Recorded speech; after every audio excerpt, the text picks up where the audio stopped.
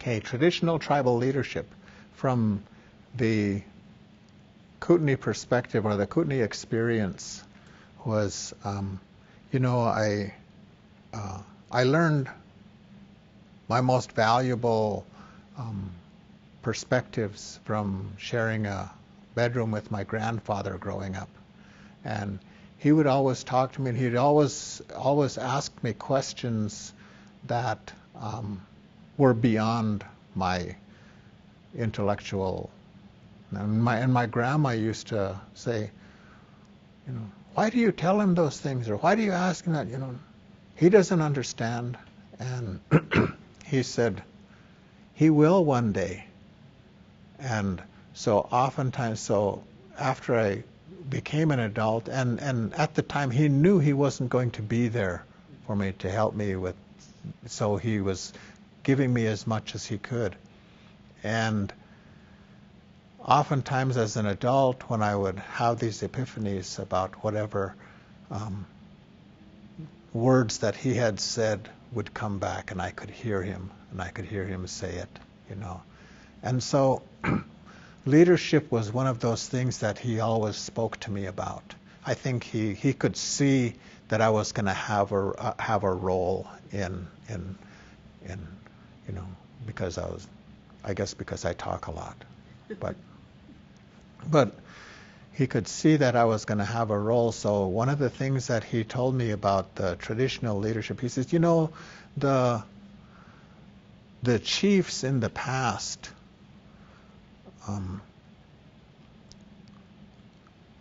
how a person became a chief was by a couple of things. One, they had to know the people. They had to know the people, because all of the people will clan up into little groups, like cliques, all these cliques will form within the group.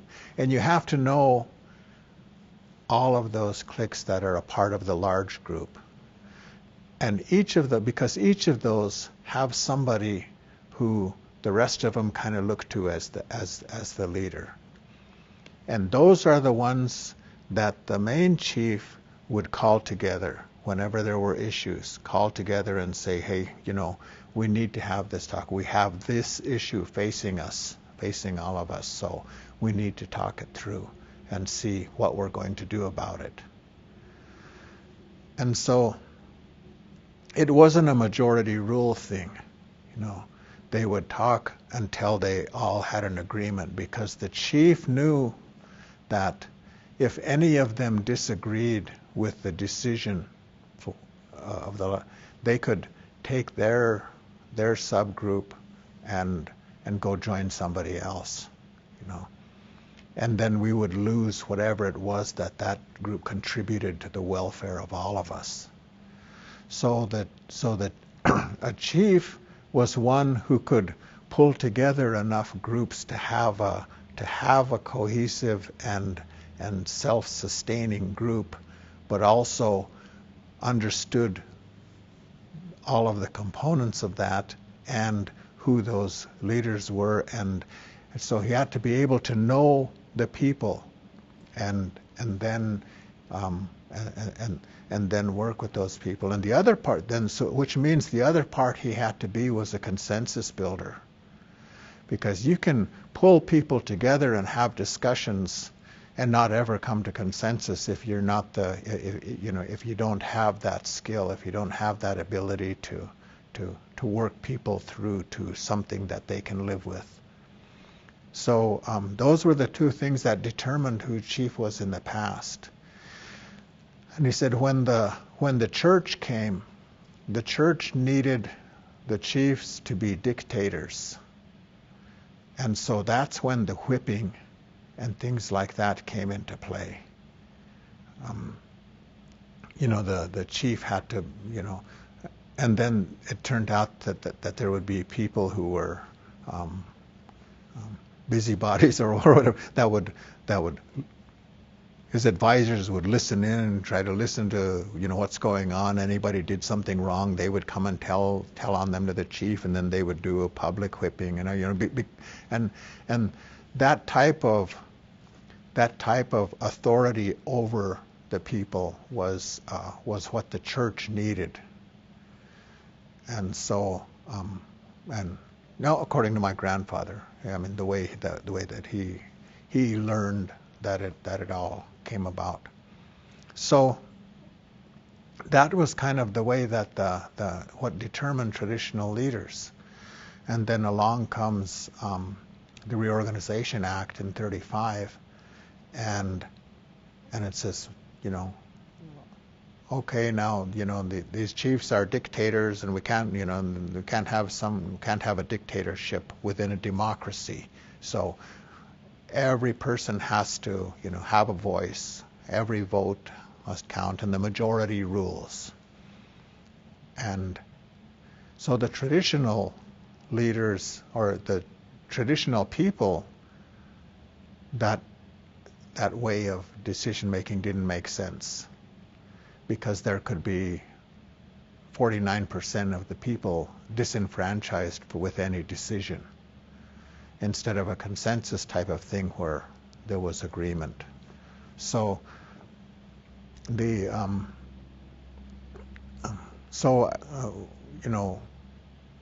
the Reorganization Act kind of wanted to shift the form of leadership from the traditional into contemporary, or into democracy type of decision making.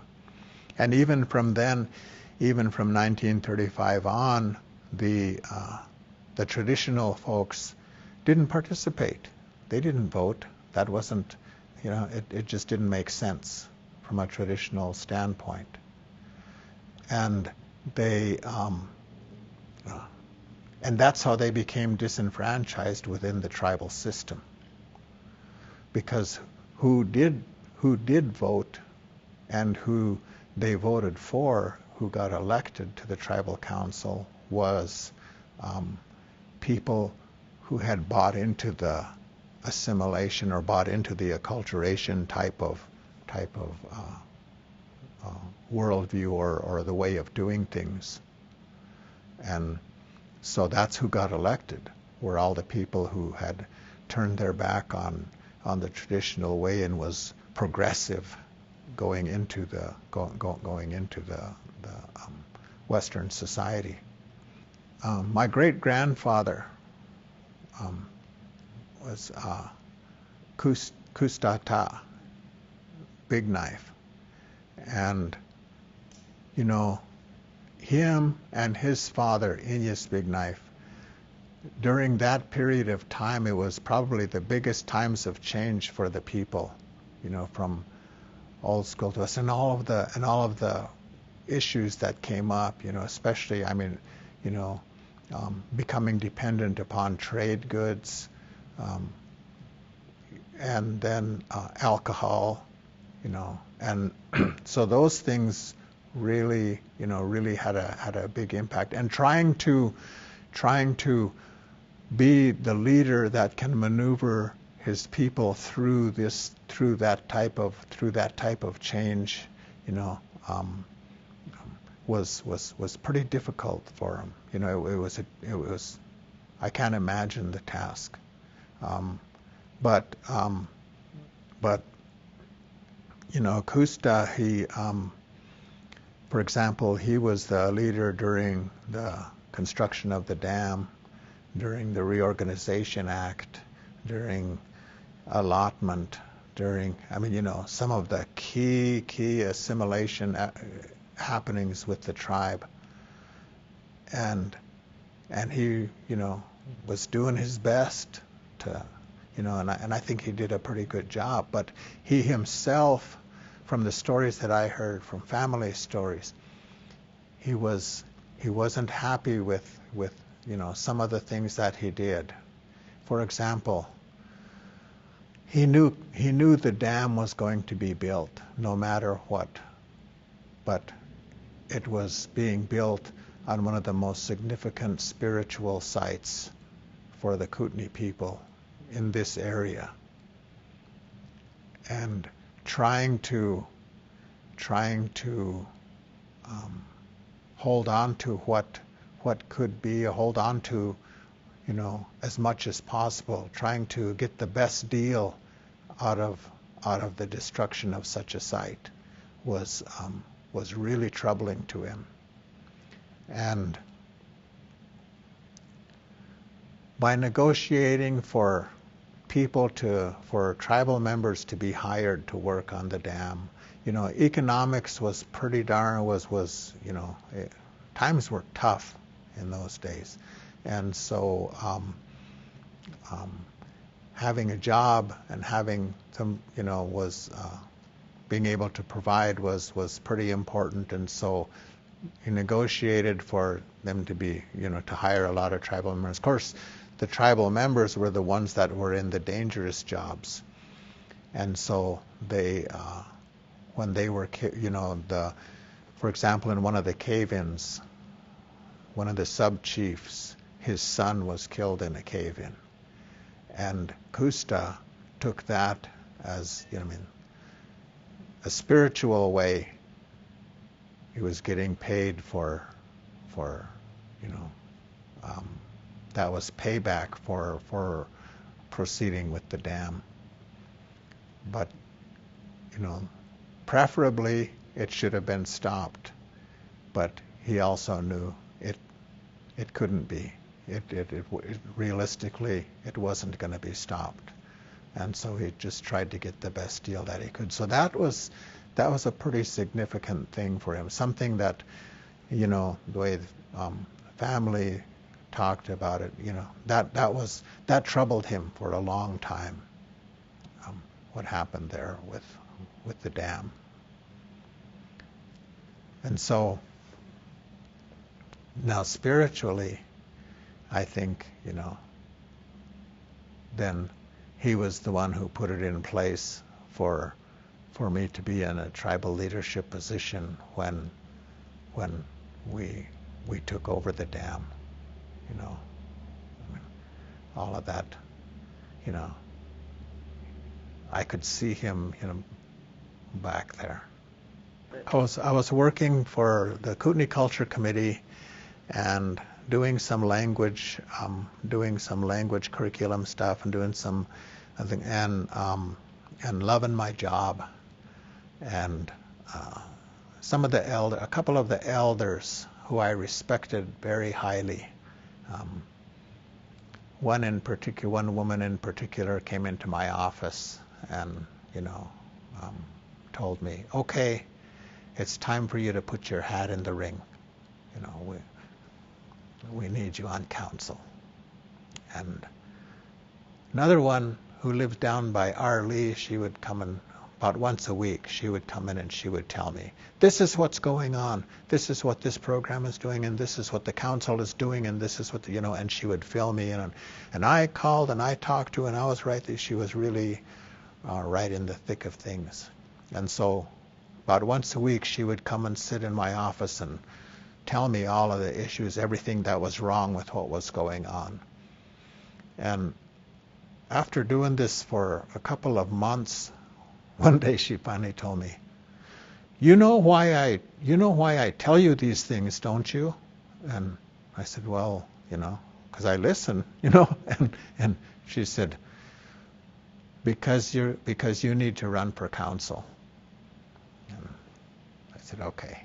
So one of the men who I respect the most, who was just reminded me a lot of the old school elders, that was just calm, but he was also he was on the negotiating team for a while for the water compact, and he came to me and he said,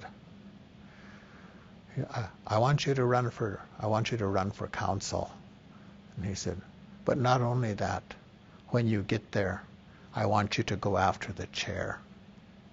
And I said, well, the people are pretty happy with their representative from Polson now, so, not a big chance. But, and so then my auntie, came and told me. And then, so I said, okay. So I went down and paid the fee and put in, to get my name on the ballot. And it turned out that, I ended up getting elected, on the, I remember in the primary, there was, I squeaked in enough to get on the ballot because it's just the top two in each, and so I was second in the district. And so then people started coming and telling me, okay, now when you get in there, this is what I want you to do, this is what I want you to address, and these are the issues. And I said, I was second, keep that in mind. I was second. I'm probably not even going to get there, and I said, but yeah, I'll keep that. I'll keep in mind what issues you want addressed. So, but then the way it turned out,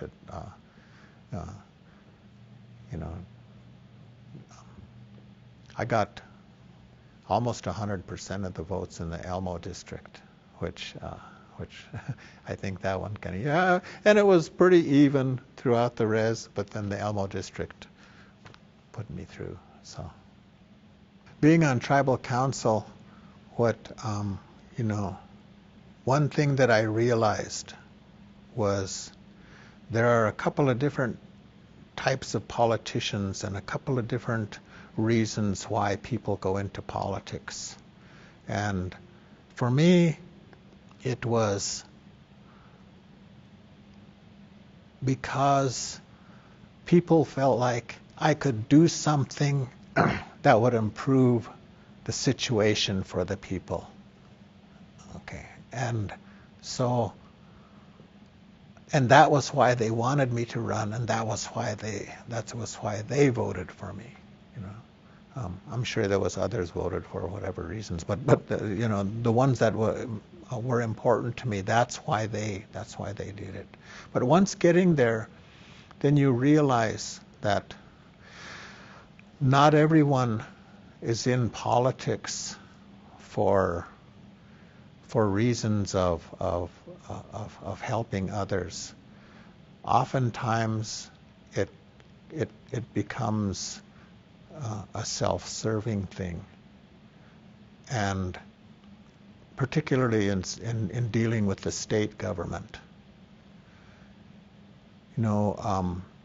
At the time, what was just starting to surface was the right-wing, rhetoric, rude, crude things were happening and being thrown out there and being supported, and so the people that I realized, those people, you can't talk to them about the moral, ethical value of what supporting this decision would be versus, the other one. You have to talk to them on what it means economically. This is how it'll affect your taxes. This is how it'll affect, your own personal financial situation. This is how it'll affect the people who elected you. This is how it'll affect their financial situation. And if you can show from a financial standpoint how it would benefit them, and then on top of that, if you can say, and ethically, this is the right thing to do, you got a winner there, but you can't go on just on what's morally or ethically right. So that was the biggest thing that I learned from it, and the biggest thing that I took out of it. When I started working at the college, one of the first people who impressed me the most with their leadership that I didn't know about prior, or I knew him, but not in the way of his leadership role and the things that he did, was Jerry Slater. And the more I watched him and the more I observed him and the more I saw the way that he did things, I one day went to his office and told him, you need to run for tribal council. Yeah, it's good that you're helping the college this way, but we need you as a tribe. Your leadership, we need that leadership as a tribe. And he told me, I'll never run for tribal council. I told him, why? And he said,